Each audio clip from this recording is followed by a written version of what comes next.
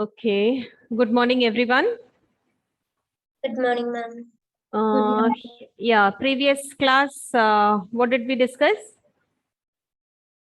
Hmm? What was the topic?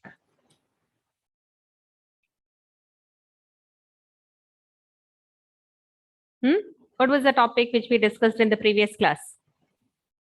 About current account and capital account. Capital account, current account and capital account. I just wanted to do a small recap on that. What do you mean by capital account? What do you mean by capital account? Anyone?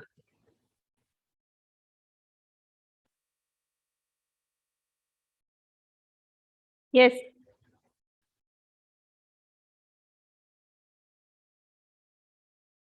Because a small recap is very much important. Otherwise, we will not get any connection. Okay, Karthik, can you tell what do you mean by capital account? Ma'am, it records receipts and payments of transaction which cause an impact on assets and liabilities. Assets and liabilities. It can be increased or decreased. I mean, the assets and liabilities can be increased or decreased. Regarding capital account, all the international transactions of assets we are recording in that. Now there are some components for this capital account. The components are, what are the components, Aditya? What are the components?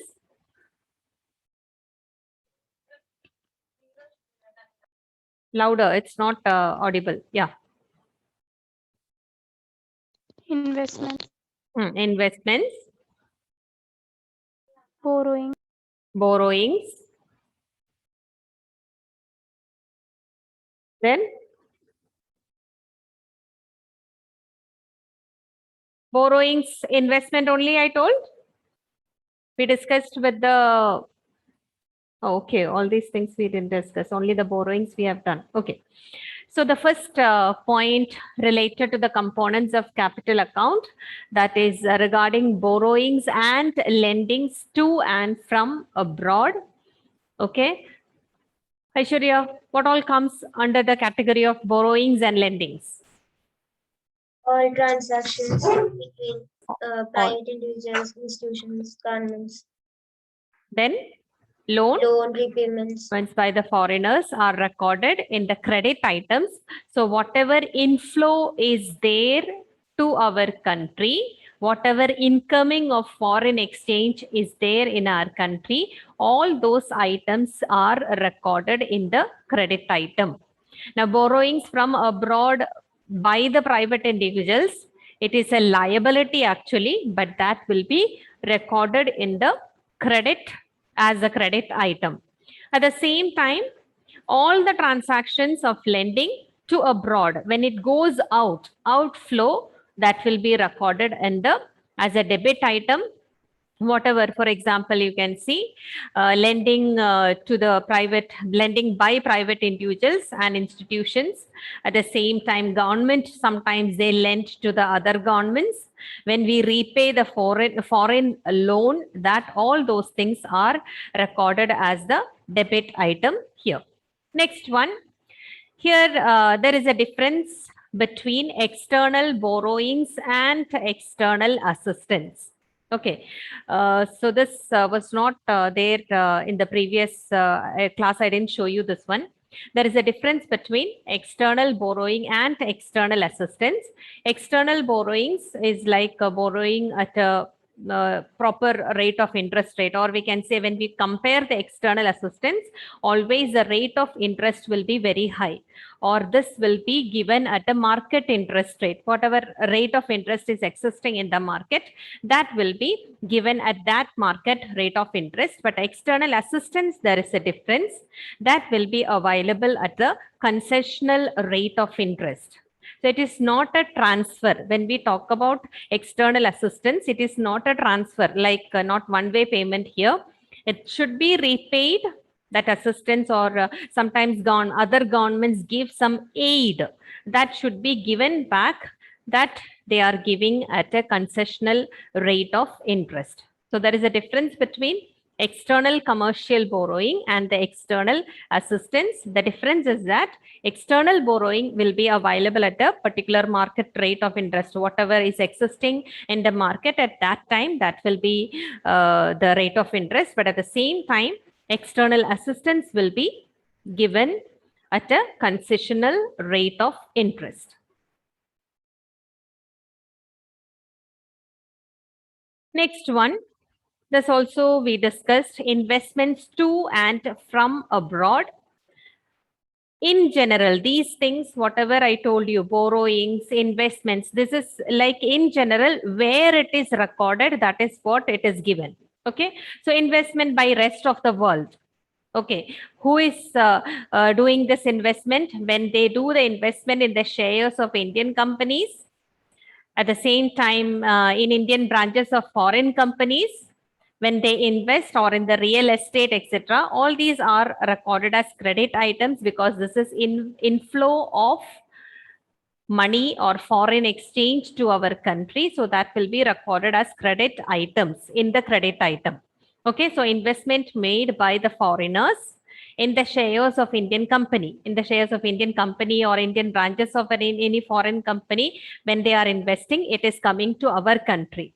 At the same time, investment made by Indian people in the shares outside, or in the foreign branches of Indian companies, or in the real estate, or when we buy some land or building, whatever outside, that will be recorded as a debit item, because it is an outflow of the foreign exchange. Now, investment, there are two types we can see. It includes FDI and FII. In your textbook, it is given as portfolio. Just 1 minute. Yeah, here in your textbook, it is given as direct investment and portfolio investment. The other one, if you see, it is given as investment FDI and FII. FDI in the sense foreign direct investment. The other one is foreign institutional investment. It is the same as portfolio investment. Now, what do you mean by foreign direct investment?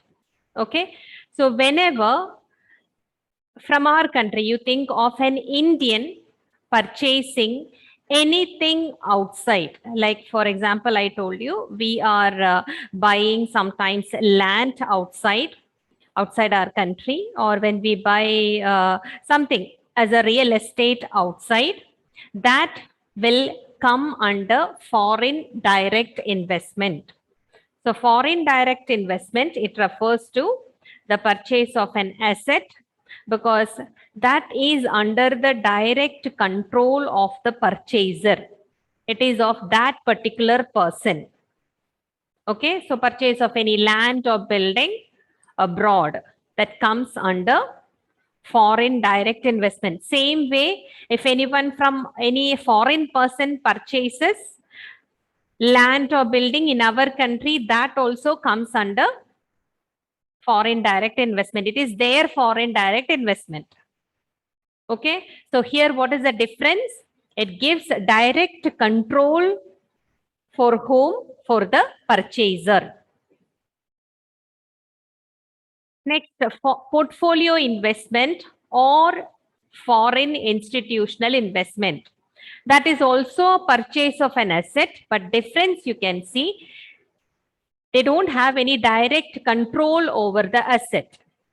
For example, when we purchase share of a company, any shares when we buy, we are having the ownership of that shares, or we have some role in that particular ownership, but we don't have a direct control. In the sense, we cannot influence that particular asset. Maybe after some times we may sell that particular shares. So here difference is what? It is an indirect, it doesn't have a direct control over the asset. What kind of Example, it comes under, like for example, purchase of shares, that we call it as portfolio investment or foreign institutional investment. So what is the difference between foreign direct investment and foreign institutional investment, Karthik? Ma'am, foreign direct investment, it refers to a purchase of an asset such it gives direct control to the purchaser over the asset. In foreign institutional investment, it does not give any control. It does not give over the asset. Okay.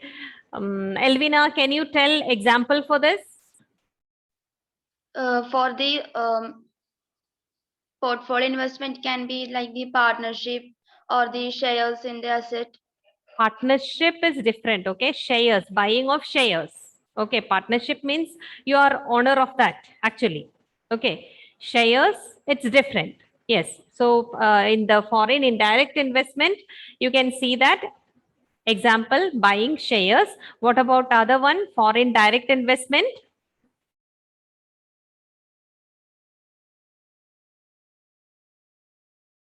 Aparna?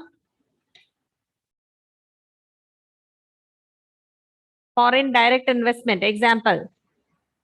Ma'am, I was not able to complete that, ma'am. Okay, you can tell what is the example? Ma'am, purchase of land and building. Purchase of land and building in your own name. When we are buying, we buy in our own name. So it has a direct control over the particular asset here. So the owner has a control over the particular asset or building or land or whatever it is. But the other one, you can see when we buy the shares, if we just buy and keep it, we cannot influence the particular company. Okay, so that is why we call it as institutional investment or portfolio investment.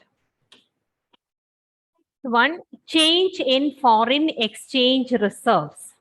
Okay. You know that in our country, we have foreign exchange reserves. Okay, who is the custodian of this foreign exchange reserves mainly? Who keeps the foreign exchange reserves? RBI. RBI or any country's central bank, they will be keeping the foreign exchange reserves. Okay, so these are some of the financial assets of our government, and that will be held in the central bank. So it is like a saving. Like for example, we keep some savings for us. It is like that some reserve is kept for our country. Now, when we withdraw this reserve, when we take something from the reserve, this will lead to decrease in the financial assets. Our assets are decreasing when we are taking the reserve. Okay, and this will be marked on the credit side. Just keep it in your mind. Reserves are, foreign exchange reserves are kept with the central bank. When we take that reserve, that will be recorded in the credit side. I will just explain it to you. The same time, if there is an increase in our trade or if there is a positive balance of payments, what happens? The reserves will increase. When there is a reserve, when there is an increase in the reserve, that will be recorded on the debit side. Okay. Now, listen carefully.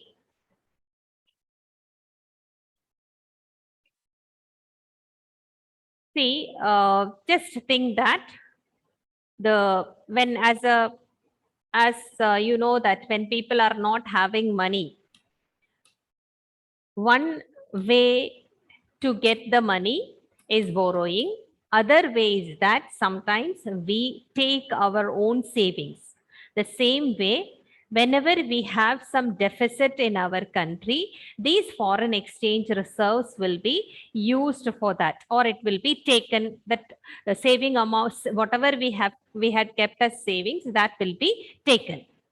Now, for example, you think when we make a balance of account statement for our personal use, you know what are the two sides for the balance of account? What are the two sides? Credit and debit. Credit and, oh, 1 minute. Credit and debit.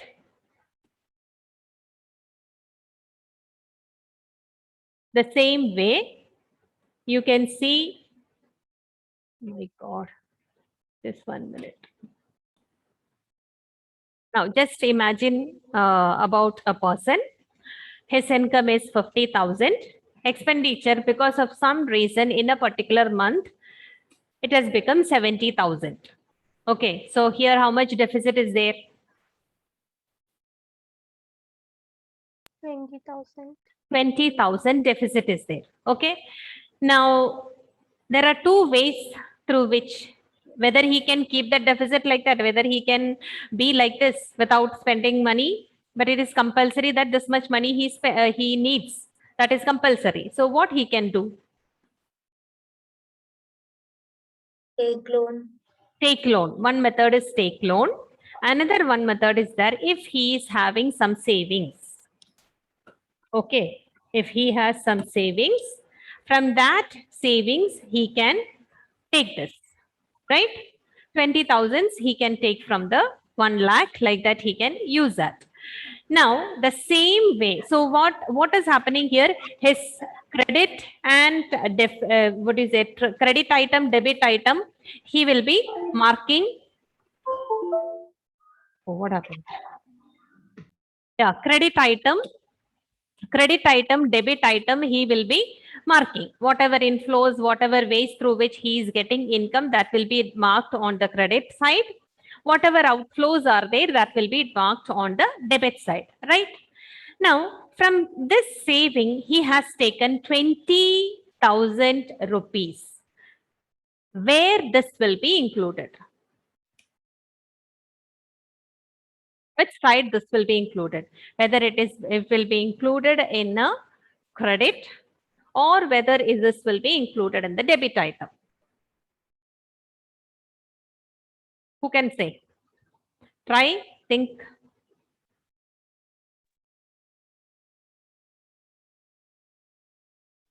Yeah. Credit side.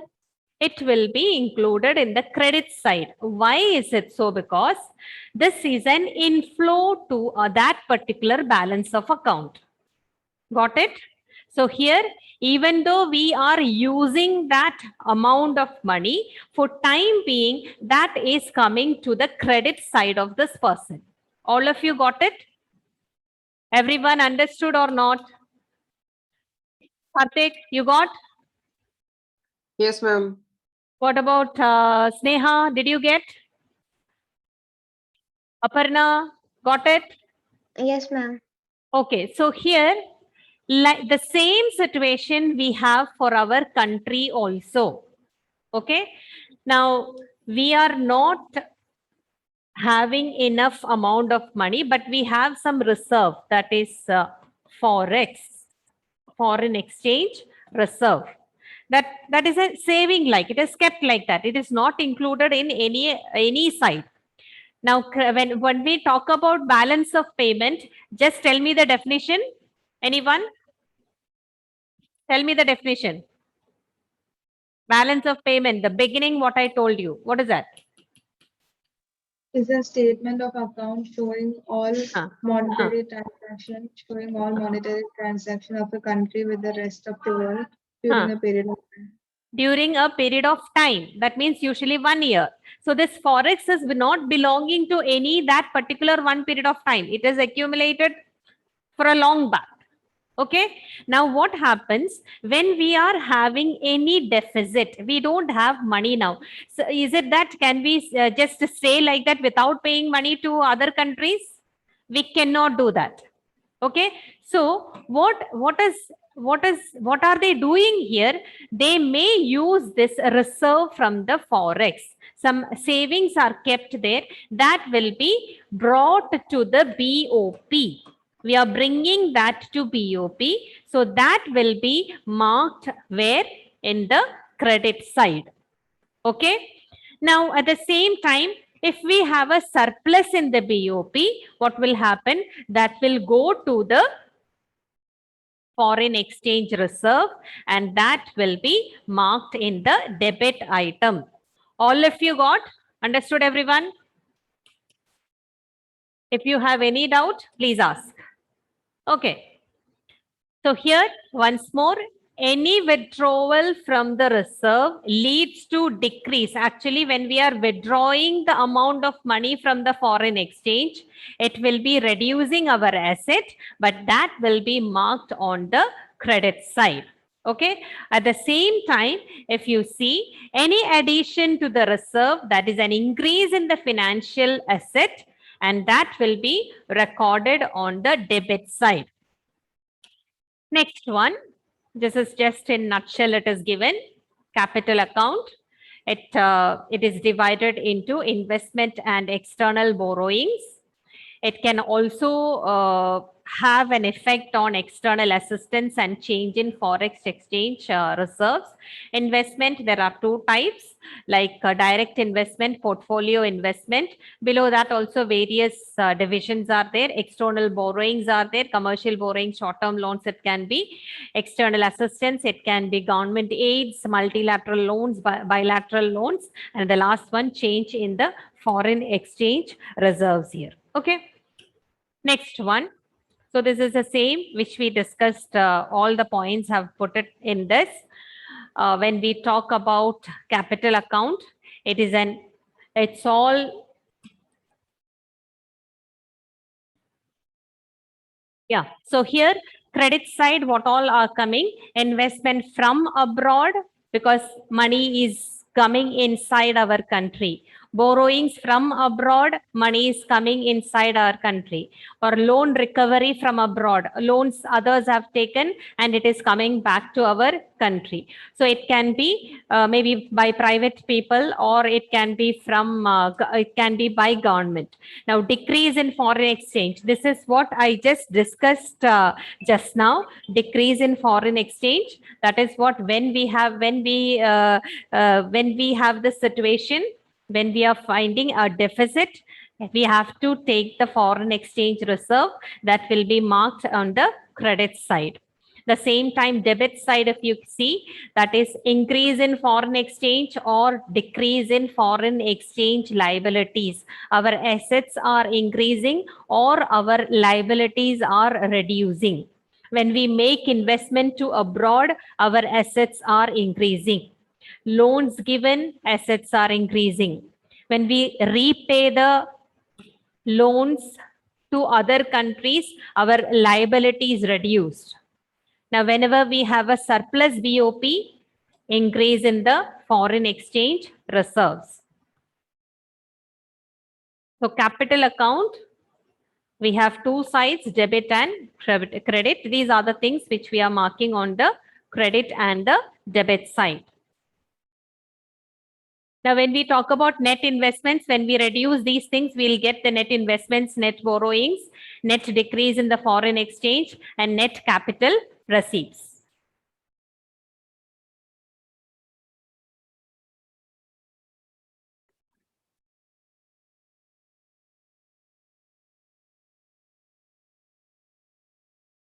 Okay, now next. Here, just I have brought this point. If they ask anything related to this as a part of this capital account, you can just know it, what it is. They may ask something related to this as an MCQ. So just understand. NRI deposit also comes under the capital account. Okay. So there also some differences are there. When NRIs, when they transfer their money to their families, when they give their money to the families, that are considered as current transfers. Okay. Current transfers, you know where it is coming. It is in the current account. So whenever they give money, you know that transfers, in the sense they are just giving money, there is no repayment of that. So when they give money to their families, that will be treated as current transfers. And it is recorded where? In the current account. But you can see there are sometimes the NRIs, they deposit as a fixed term. For a fixed term, they may deposit money. That will be treated as a component of capital account. To understand the difference, NRIs where they just give money to their families, that is a part of current account. But at the same time, if they deposit money in their name, that is considered as a component of capital account.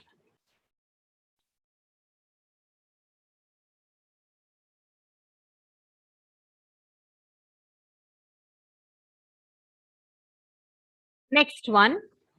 Now, what do you mean by balance on capital account? Whether it's, what do you mean by deficit? What do you mean by surplus on capital account? So that is the difference between the sum of credits on capital account and the sum of debits on capital account. Two sides are there, credit and debit. Total the credit and total the debit. When you find the difference, you will be getting the balance on capital account. So balance of capital account is equal to sum of credits on capital account minus sum of, capital account minus sum of debits on capital account. This is, we are talking only about the capital account. So when you total the credit and debit, then find the difference, we will be getting the balance on capital account. Now there are two types of balance. One is positive balance, another one is negative balance. Now, positive balance of capital account or surplus in capital account means the value of credit or inflows is greater than value of outflows. Positive balance account. What do you mean by that? Or surplus in capital account means value of credit is more than the value of outflows. Now, credit, when we say, just think what it is. When we say credit, what it is?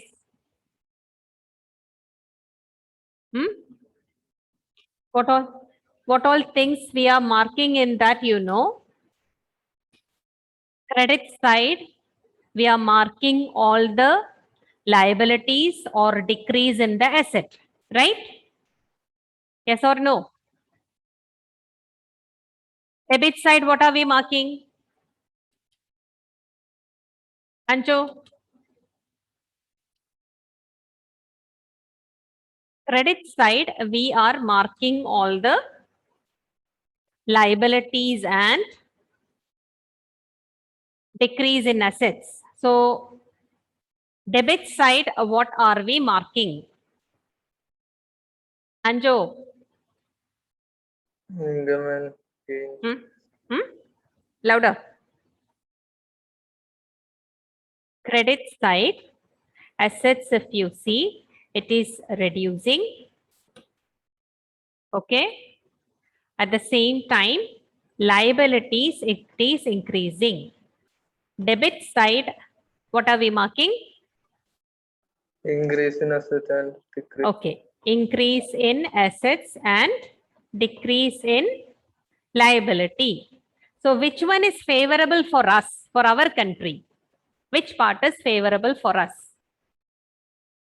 Anjo, can you tell?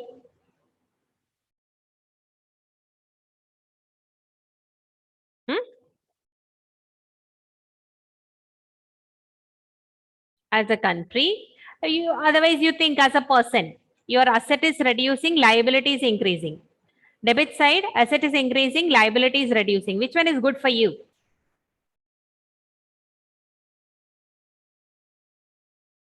Anjo?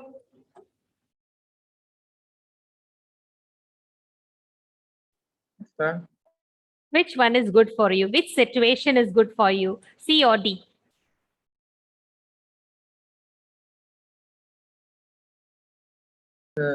increase in asset. Increase in asset and reduction in liability. So which one is good for a country, I asked? So this will be good for a country, right? Now here, what did I say when we talk about surplus in capital account? Neha, what did I say? When I say surplus in capital account, which one is more, which one is less? Value of credit is low. Value of credit. This one is more than value of debit. So that will be favorable for a country or unfavorable for a country. Hmm? Favorable or unfavorable? Aditya? It's not favorable. It is not favorable. Karthik, what do you feel? Not favorable. Not favorable. Ashish, what do you feel? Is it favorable or not favorable? Hmm? I think favorable. I think favorable. Why do you say it is favorable? See, what is the situation here in C, credit side? Situation is what? Asset is what now? Something valuable. That is increasing or reducing? Ashish? Increasing. Asset is reducing. I have put an arrow down, right? So it is increasing or decreasing? Decreasing. Decreasing. What about liability? Increasing. Increasing. Okay. So is that good for us? No. No, it's not good for us. The same thing applicable for the country also. Whenever we say there is a positive balance in the capital account, first you should understand what is positive balance. Here, value of credit inflows will be greater than value of outflows. Now, when it is more, what happens? Our assets are reducing, liabilities are increasing. That is unfavorable for a country because in the net assets, if you see our assets, that will be less or that will be low for a country. Because of that reason, we can say it is unfavorable for the country.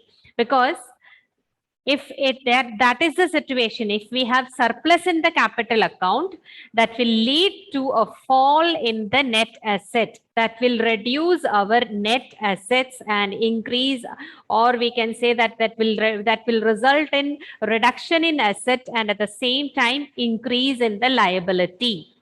So that is not good for a country. Okay, so once more, always we have a tendency that when there is a surplus, that will be good for a country, that will be good for us.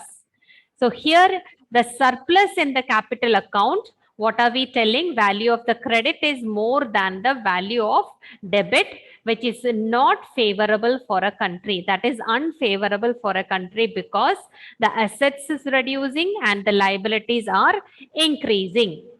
Next, negative balance of capital account means we have a deficit here. We have a negative value, we have a deficit. Here it shows that value of credit is less than the value of outflows. So here you can see decrease in liability or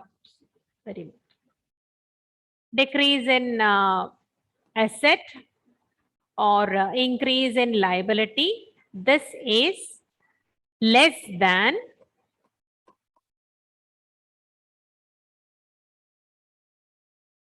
not increase, sorry. Decrease in assets, increase in liability. It is less than a decrease in liability and decrease in liability and increase in asset. If this is deficit or negative, that is favorable for a country, because if you see the assets and liabilities, that position will be better. Our assets will be increasing and liabilities will be decreasing. So there are three situations. That is, one is balance, another one is positive balance of capital account, or the negative balance of capital account. And negative balance of capital account will be favorable for economy, because this will result in the increase in assets, and this will be resulting in reduction in the liabilities.